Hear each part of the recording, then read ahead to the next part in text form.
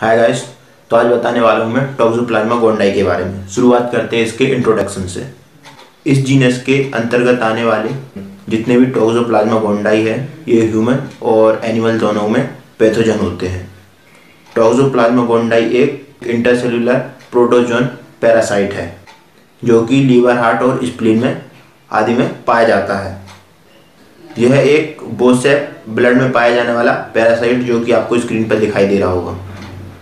Geographical distribution ये कहाँ कहाँ पाया जाता है, तो ये जो है वर्ल्ड वाइड है। इसके मॉर्फोलॉजी की बात करेंगे तो इसकी 3 स्टेज होती हैं। फर्स्ट है ट्रोपोजोइट, सेकंड है टिश्यूसिस्ट, लास्ट है 3rd नंबर का ओसिस्ट। बात करेंगे ट्रोपोजोइट और टिश्यूसिस्ट की।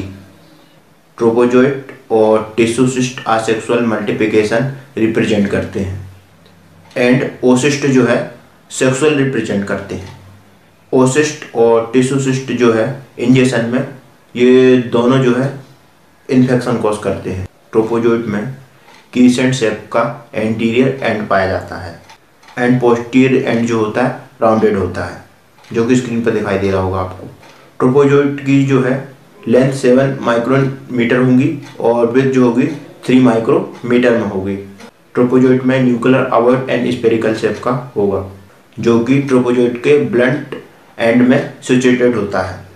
जिनसे स्टैंड करेंगे तो इसका साइटोप्लाज्म एजोर ब्लू कलर का दिखाई देगा, न्यूक्लियस जो है रेड कलर का दिखाई देगा।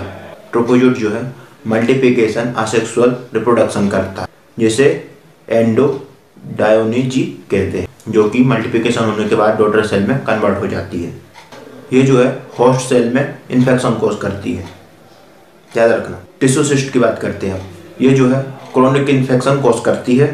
पैरासाइट का मल्टीप्लिकेशन होस्ट सेल के अंदर होता है जो कि होस्ट सेल की मेम्ब्रेन से सिस्ट बाल प्रोड्यूस करती है। पीरियोडिक स्टेन जो होती है इसकी स्टेनिंग करेंगे तो ये स्ट्रांगली रिजल्ट शो प्रेजेंट करेगी। टिश्यूसिस्ट स्क्रीन पर दिखाई दे रहा होगा, ये राउंड टू ओवल शेप में दिखाई देगा जो कि स्क्रीन पर दिखाई दे रहा है, जिसका साइज 20 से 200 माइक्रोमीटर तक होता है जो स्क्रीन पर दिखाई दे रहा है। देख लेना क्योंकि इससे क्या देखेंगे तो याद रहेगा। ये जो है टिश्यूसिस्ट है। सिस्ट के अंदर मल्टीप्लिकेशन होता है जिसे हम ब्रेडीजॉइट कहते हैं। अब बात करेंगे ओसिस्ट की। ये स्टेज डेफिनेटिव होस्ट में डेवलप होती है। ये जो है स्पेरिकल और ओवल शेप का होता है, स्क्रीन पर दिखाई दे रहा होगा।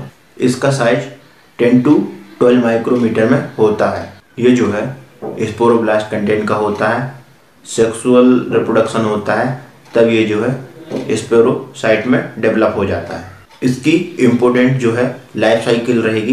लाइफ साइकिल की बात करेंगे, इसकी लाइफ साइकिल 2 होस्ट में कंप्लीट होगी, डेफिनेटिव होस्ट और इंटरमीडिएट होस्ट। डेफिनेटिव होस्ट में कैट आएगा और इंटरमीडिएट होस्ट में ह्यूमन एंड अदर आएगा। यह इंटेस्टाइनल पैरासाइट होता है। इसकी स्टेज 2 स्टेज में कंप्लीट होती है। फर्स्ट है एंट्रिक स्टेज, सेकेंड है एक्सोएंट्रिक स्टेज। दोनों की बात करेंगे। एंट्रिक स्टेज की बात करेंगे, इस लाइफ साइकिल की डेफिनेटिव होस्ट में सीजोगोनी एंड गैमेटोगोनी स्टेज कंप्लीट होती है। इस लाइफ साइकिल के डेफिनेटिव होस्ट में सीजोगोनी एंड गैमेटोगोनी की स्टेज प्रेजेंट होती है।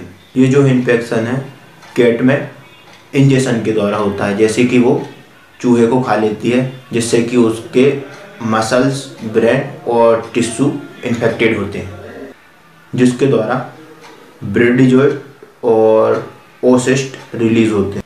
कैट की स्मॉल इंटेस्टाइन के म्यूकोजल में ब्रेडीजॉइट डेवलप होते हैं जो सीजोगोनी एंड गैमेटोगोनी में डेवलप होते हैं। गैमेटोगोनी की जो स्टेज होती है इसमें micro nucleus and macro nucleus का डेवलपमेंट होता है। मेल गैमेटोसाइट जो है मेल गैमेट प्रोड्यूस करते हैं और female gametocyte female gamete produce करते हैं, जिसके फर्टिलाइजेशन से पता है ओसिस्ट का डेवलपमेंट होता है। ये ओसिस्ट है नॉन इन्फेक्शियस होती है और ओसिस्ट प्रोड्यूस करती है। यह ओसिस्ट नॉन इन्फेक्टेड होती है और स्पेरो कंटेन करती है और कैट की फिशेस के द्वारा पास आउट हो जाती है, बाहर निकल जाती है। ओसिस्ट स्पोरोसाइट में कन्वर्ट होती है जिसे मेजर ओसिस्ट कहते हैं जो कि स्पोरोजोइट कंटेन होती है। मेजर ओसिस्ट को रेट के द्वारा इंजेस्ट किया जाता है। रेट जो है फिर इन्फेक्टेड हो जाता है, फिर जो है कैट इसको इंजेस्ट करती है तो कैट जो है इन्फेक्टेड हो जाती है। तो इस तरीके से इसकी साइकिल चलती रहती है। सेकेंड कौन सी थी? एक्जोएंट्रिक स्टेज। इसको थोड़ा ध्यान से देखना। यह इंटरमीडिएट होस्ट में पाई जाती है जब कैट की फेसेस में ओसिस्ट प्रेजेंट होता है। तो ओसिस्ट स्पोरोसाइट को रिलीज करता है और ओसिस्ट मेजर ओसिस्ट में डेवलप्ड हो जाता है। मेजर ओसिस्ट को अदर एनिमल के द्वारा इंजेस्ट करने पर जो है एनिमल इन्फेक्टेड हो जाते हैं, और फिर जैसे इन्फेक्टेड हो जाते हैं अदर एनिमल, तो उन्हीं एनिमल को ह्यूमन इंजेस्ट कर लेते हैं खाने के तौर पर, नॉन वेज के तौर पर। तो जो है इससे फिर ह्यूमन इन्फेक्टेड हो जाते हैं। ह्यूमन में इन्फेक्टेड टिश्यू में इन्फेक्शन हो जाता है। तो इस तरीके से इसकी साइकिल चलती रहती है। ये साइकिल तो चलती रहती है, फिर इसके लिए हम पता कैसे लगाएंगे? तो इसके लिए फिर हम लेबोरेटरी डायग्नोसिस करते हैं, तो इसमें फिर इसका पता चल जाता है। इसकी लेबोरेटरी डायग्नोसिस दो टाइप से की जाती है, डायरेक्ट और इनडायरेक्ट। डायरेक्ट में क्या करते हैं? बोन मैरो पंक्चर करते हैं, स्प्लिंग पंक्चर करते हैं एंड CSF से डिपॉजिट बनाकर सेंट्रीफ्यूज करते हैं, फिर उससे हम टेस्ट परफॉर्म करते हैं। बायोप्सी के द्वारा कलेक्ट किए गए टिश्यू से माइक्रोस्कोपिकली एग्जामिनेशन किया जाता है। इसके फिर हम जिम्स स्टेन करते हैं और जिम्स स्टेन से हम ट्रोपोजोइट को डेमोन्स्ट्रेट करते हैं, पहचानते हैं।